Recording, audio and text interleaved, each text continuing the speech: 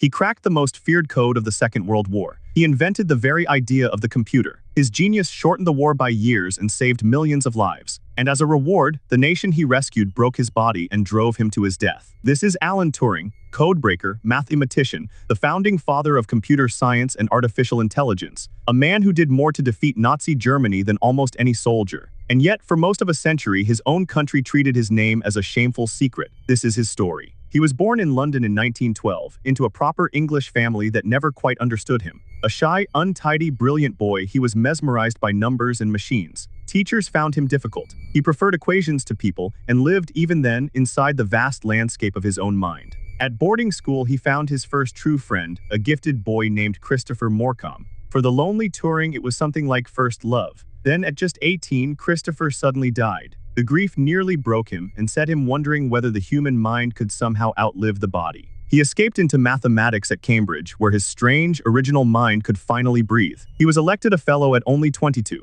but the shy student was quietly circling one of the deepest questions in all of logic. What does it truly mean to calculate? What can a machine actually do? In 1936, he answered it. On paper, he imagined a simple device reading symbols on an endless strip of tape. This imaginary machine could, in principle, compute anything computable. It was the blueprint for every computer that would ever exist. At 24, Alan Turing had invented the future. Then the world caught fire. In 1939, Hitler's armies swept across Europe, and Britain stood almost alone. In the freezing Atlantic, German submarines were sinking the supply ships that kept the island alive. Britain was slowly starving, and its enemies' every order was hidden inside an unbreakable code. That code had a name, Enigma, a typewriter-like machine that scrambled every message into gibberish with settings changed daily among billions upon billions of possibilities. The Germans believed it was utterly unbreakable, and for a long time they were right. Every clever attempt to crack it had ended in failure. So Britain gathered its brightest minds in secret at a country estate called Bletchley Park. Mathematicians, chess champions, and crossword geniuses worked in wooden huts, hidden from the world. At the center of it all was the odd, brilliant young man in a rumpled jacket. Alan Turing had found his war. Turing knew no human could ever search those settings in time. So he built a machine to fight a machine.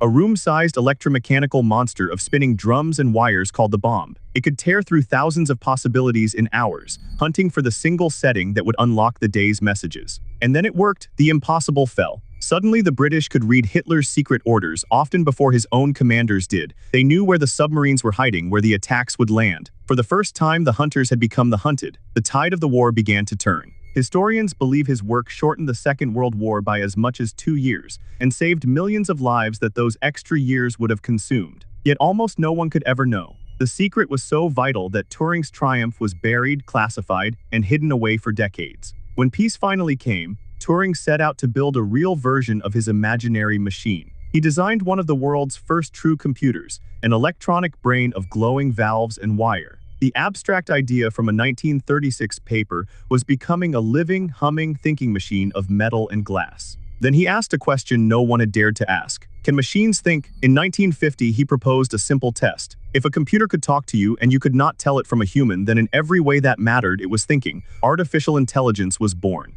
For all his genius, Turing remained an outsider. He stammered when nervous, chained his tea mug to the radiator, and ran for miles alone across the countryside, fast enough to nearly reach the Olympics. He was honest to a fault, and quietly, in a country that forbade it, he was gay. In 1952, his home in Manchester was burgled. Turing, always honest, called the police. But during their questions, he spoke openly of a relationship with another man. In that moment, the war hero vanished, and in the eyes of the law, Alan Turing became nothing more than a criminal. He was charged with gross indecency, the very same crime that had destroyed Oscar Wilde half a century before. In 1952, loving another man was a criminal offense in Britain. Turing did not deny it and refused to feel ashamed. To the court, that defiance only made him guiltier. Then came the sentence and an impossible choice: prison or so-called treatment. To avoid a cell, Turing agreed to chemical castration, a year of hormone injections meant to erase his desire. The state would chemically rewire the mind of the greatest codebreaker who had ever lived to punish him for love. The drugs changed him.